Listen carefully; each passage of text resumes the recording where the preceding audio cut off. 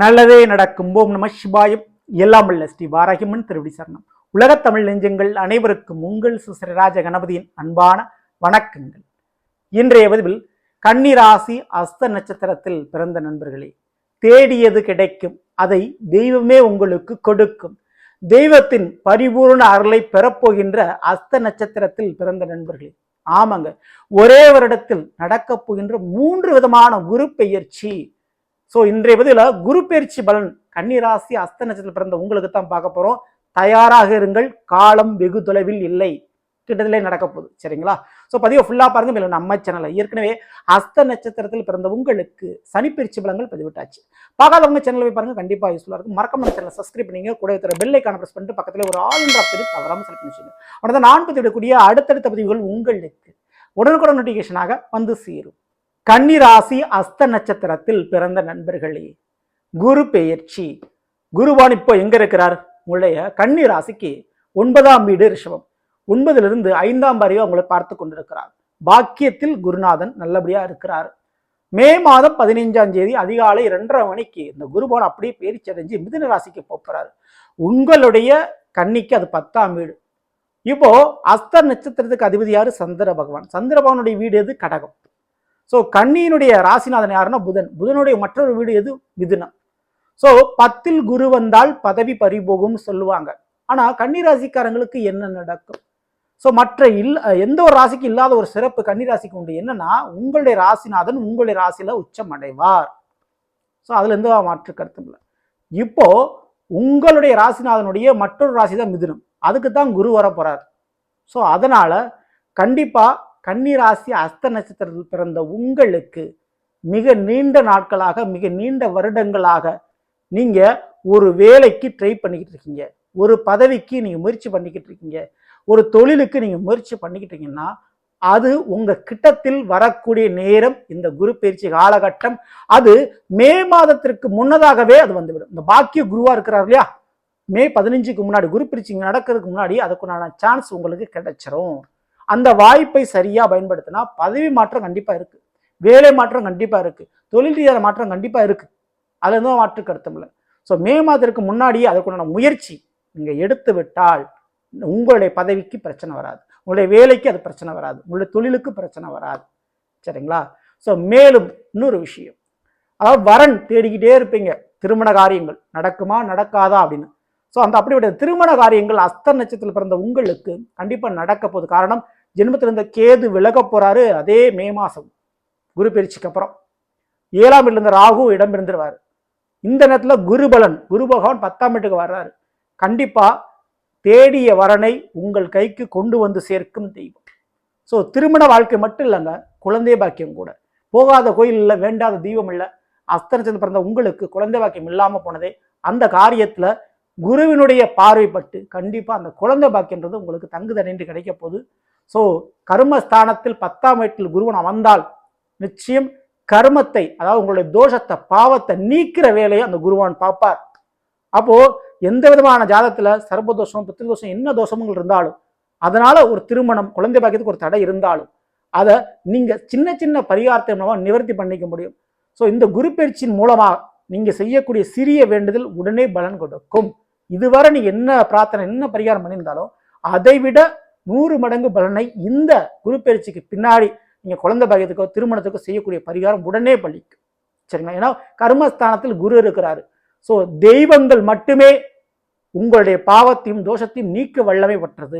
அப்படிப்பட்ட அந்த தெய்வத்தின வழிபாடுகளை நீங்க செஞ்சீங்கன்னா அந்த குருவருள் கர்மஸ்தானத்தில் இருக்கும்போது கண்டிப்பா அதுக்குண்டான பலன் உடனுக்குடன் உங்களுக்கு கிடைக்க அந்த தோஷமானது நீங்கும். ஸோ திருமணம், குழந்தை பாக்கியம் ரெண்டுமே கிடைக்கிறதுக்கு வாய்ப்பு உண்டு. தெய்வ வழிபாடுகளை தவறாம பண்ணீங்க. தெய்வங்களுக்கு ஏதாவது பிரார்த்தனை பரிகாரம் வேண்டுதல் வச்சிருக்கீங்கன்னா அதை நிவர்த்தி பண்ணிக்கோங்க, ரொம்ப ரொம்ப நல்லது. குறிப்பா கன்னிராசி அஸ்த நட்சத்திரத்தில் பிறந்த நீங்க உங்களுடைய பிள்ளைகளுக்கும் நல்லா இருக்கணும், வாழ்க்கை துணைக்கு நல்லா இருக்கணும்னு நீங்க நினைச்சா ஆலங்குடி சென்று குருபவனை வணங்குறது, அதே போல வியாழக்கிழமை அன்றைக்கு எலும்பச்சம்பழ சாதத்தில் அன்னதானம் செய்வது, மற்றும் வியாழக்கிழமை அன்னைக்கு படிக்க முடியாத ஏழை எளிய மாணவர்களுக்கு கல்வி சம்பந்தமான உதவிகள் செய்யறது, அரச மர வழிபாடு வியாழக்கிழமை அன்னைக்கு செய்யறது, இதுல ஏதாவது ஒன்று ஃபாலோ பண்ணுங்க, கண்டிப்பா உங்களுக்கு பெரிய அளவு மாற்றங்கள் தெரியும். ஸோ இப்போ இதற்கு அடுத்தபடியா படிக்கின்ற மாணவர்கள், அஸ்த நட்சத்திரத்தில் பிறந்த உங்களுக்கு பெரிய பெரிய ஒரு இடத்துல ஒரு ஜாபுக்கு, ஒரு படிப்புக்கு நீங்க எய்ம் பண்ணிட்டு இருப்பீங்க இல்லையா, ஸோ படிப்பை முடித்தவங்களுக்கு அந்த ஜாப் கிடைக்கிறதுக்கு ஆப்பர்ச்சுனிட்டி, பெரிய கம்பெனியில் அந்த வேலை கிடைக்க வாய்ப்பு உண்டு. அதே போல் வேலை கிடைச்சாலும் நான் படிப்பேன், எனக்கு ஒரு வெளிநாட்டில் ஒரு படிக்கிற வாய்ப்பு கிடைக்கணும், டாக்டருக்கு படிக்கிறதுக்கு எனக்கு வாய்ப்பு கிடைக்கணும் அப்படின்னு பெரிய படிப்பை நோக்கி பயணித்து அதற்குண்டான எஃபெக்ட் போட்டு கொண்டிருந்தால் அதற்குண்டான பலன் உங்கள் வீட்டு வாசலை கதவை தட்டும். ஸோ கண்டிப்பாக அந்த படிப்புக்குண்டான ஆப்பர்ச்சுனிட்டி உங்களுக்கு கிடைக்கும் இந்த 2025. ஸோ கல்விக்கு யோகம் உண்டு. ஓகேங்களா? இதற்கு அடுத்தபடியாக நான் மிக முக்கியமாக சொல்லக்கூடியது இந்த வீடுன்ற ஒரு விஷயம். வீட்டு பிரச்சனை, சொத்து பிரச்சனை தீர மாட்டேங்குது அப்படின்றவங்களுக்கு அந்த வீட்டு பிரச்சனை கண்டிப்பாக தீரும். ஏன்னா குருவானுடைய நேரடி 7ஆம் பார்வை 4ஆம் வீடான தனுசுல பதியுது. அப்போ அஸ்த நட்சத்திரக்காரங்களுக்கு கண்டிப்பாக வீடு மனை யோகம், வண்டி வாகன யோகங்கள் உண்டு. சரிங்களா? குடும்பத்தில் புதிய உறவும் வரவும் கிடைக்கும், அதில் பாக்கியம் இருக்குது. தொழில் ரீதியான பார்ட்னர்ஷிப் அமையறதுக்கு சான்சஸ் இருக்குது. வாழ்க்கை துணை ரீதியாக இருக்கிற பிரச்சனைகள் தீரும். ஸோ இப்படிப்பட்ட நன்மைகளை குருவான் கொடுக்கும்போது அக்டோபர் 19ஆம் தேதி குரு வக்ரம் அடைகிறாரு. அது ரொம்ப ரொம்ப நோட் பண்ண வேண்டிய விஷயம். வக்ரம் அடைந்து அவர் அப்படியே இடம்பெயர்ந்து கடகராசிக்கு போயிறார். கடகத்தில் எப்பவுமே உச்சம் அடைவார், ஆனால் உச்ச வக்ரமாக இருக்கிறார். அது 11ஆம் வீடாக வருது. அப்போ அஸ்த நட்சத்திரக்காரங்களுக்கு சில விஷயத்தில், அதாவது பதவி மாற்றம், இந்த வேலை மாற்றம், இந்த வேலையில் ஒரு எண்டு பாயிண்ட் ஒன்று இருக்கும். ஸோ செட்டில்மெண்ட் வாங்கிட்டு இந்த தொழிலை நீங்கள் கைமாற்றி விட்டுறீங்களா, செட்டில்மெண்ட் வாங்கிட்டு இந்த வேலையை விட்டுட்டு விலகி வேறு கம்பெனிக்கு போயிடுறீங்களா அப்படின்ற ஒரு முடிவு எடுக்க வேண்டிய சூழ்நிலை உங்களுக்கு உருவாகும். ஸோ பெருந்தொகை கிடைக்கும், ஆனால் வேலை முடிஞ்சிடும். பெருந்தொகை பங்கு ஷேர் பணம் கிடைக்கும், ஆனால் தொழில் உங்களுக்கு கையை விட்டு போகும். இப்படி ஒரு சூழல் உங்களுக்கு உருவாக்கும். அப்போ அடுத்த ஆப்ஷனை தயாராக நீங்கள் வச்சுக்கோங்க, அது ரொம்ப ரொம்ப உங்களுக்கு நல்லது. சரிங்களா? அடுத்து நீங்கள் என்ன பண்ண போகிறீங்க அப்படின்ற ஒரு பிளானில் நீங்கள் இருந்துங்க. ஸோ 11ஆம் வீட்டில் குரு அக்டோபர் 19க்கு அப்புறம் வக்ரம் அடைஞ்சு வரக்கூடியவர் நவம்பர் 11 வரை தான் அந்த இங்கே இருக்க போகிறார். ஸோ அந்த ஒரு மாதத்தில் இந்த மாதிரியான ஒரு முடிவுகளை எடுத்து விடலாமா அப்படின்ற ஒரு குழப்பங்கள் வரலாம். ஆனால் அதில் கொஞ்சம் நீங்கள் வெயிட் பண்ணுங்கள். ஏன்னா நவம்பர் 11 வக்ர நிவர்த்தி அடைஞ்சு மீண்டும் மிதுன ராசிக்கு வந்துடுவார். சரிங்களா? ஸோ அப்போ அக்டோபர் 19 நவம்பர் 11 வரை புதிய வண்டி வாகனம் வாங்குறது, வேலை தொழிலில் இடமாற்றம் பண்ணுறது போன்ற விஷயத்தை அதிரடியாக நீங்களா செய்ய வேண்டாம். ஆனால் வாய்ப்பு பெரிதாக உங்கள் வாசல் கதவை தட்டினால், உங்களுக்கு பெரிய கம்பெனிலேருந்து ஒரு ஆப்பர்ச்சுனிட்டி வருது, பெரிய தொழிலிருந்து ஆப்பர்ச்சுனிட்டி வருது, திடீர்னு ஒரு நல்ல வரன் வருது அப்படின்னா தாராளமாக அதில் நீங்கள் முற்படலாம், அதுக்கு முயற்சி பண்ணலாம், அதில் ஆரம்பிக்கலாம். அதில் உங்களுக்கு கண்டிப்பாக நல்லது நடக்கும். அப்படி சில திடீர்னு ஒரு அதிர்ஷ்ட யோகத்தை இந்த குருவான் உங்களுக்கு கொடுப்பாரு உச்ச வக்ரத்தால். ஸோ நவம்பர் 11 மிதுன ராசிக்கு வரக்கூடிய குரு வருஷம் முடிகிற தண்டிக்குமே மிதுன ராசியில் இருப்பார். அடுத்த குரு பிரிச்சு ஆகிற தண்டிக்கும்.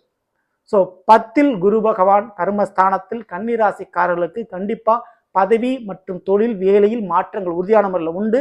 அது உங்களுக்கு ஏற்றமாக இருக்குன்னு நினைச்சீங்கன்னா உங்களோட உழைப்பு, உங்களுடைய முயற்சி, உங்களை மட்டும் நம்பி எந்த ஒரு காரியத்தில் இறங்க. வெறும் வாய் வார்த்தையா கொடுக்கக்கூடிய எந்த விதமான வாக்குறுதியை நம்பி எந்த ஒரு காரியத்திலையும் மாற்றம் செய்ய வேண்டாம். இதை மட்டும் நீங்க ஃபாலோ பண்ணிங்க. மற்றபடி பயப்படாம இருக்கலாம். மற்ற வீடு, மனை, திருமண வாழ்க்கை, குழந்தைகள் இந்த 3 விஷயத்திலும் மொத்தான நன்மைகள் கண்டிப்பா நடக்கும், யார் தடுத்தால். அதுல நீங்க நிம்மதியா சந்தோஷமா இருக்கலாம். தெய்வங்கள் அதுக்கு முழு அனுகிரகம் பண்ணும்.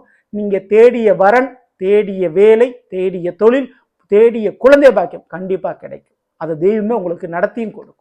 ஸோ வாய்ப்பை பயன்படுத்திங்க. ஸோ நல்லவர்களே, நாம் இன்றைய பதில் கன்னி ராசி அஸ்த நட்சத்திரத்தில் பிறந்தவர்களுக்குரிய பலனை பற்றி பார்த்து நிச்சயமா உங்களுக்கு பயனுள்ளதாக பிடிச்சிருந்த லைக் உங்கள் நண்பர்களுக்கும் உறவினர்களுக்கும் மறக்காமல் ஷேர் செய்யுங்கள். இதுவரை நம்மளுடைய சேனலை சப்ஸ்கிரைப் பண்ணாமல் இருக்கும், சப்ஸ்கிரைப் பண்ணுங்க. கொடுத்துற பெல் ஐக்கான பிரஸ் பண்ணிட்டு பக்கத்தில் ஒரு ஆளுன்ற ப்ரோக்ராம் செலக்ட் பண்ணிச்சுங்க. மேலும் அடுத்த பதில் சந்திப்போம். நன்றி, வணக்கம். நல்லதே நடக்கும். ஓம் நம சிவாயம். எல்லாம் உள்ள ஸ்ரீ வாராகியம்மன் திருவடி சரணம்.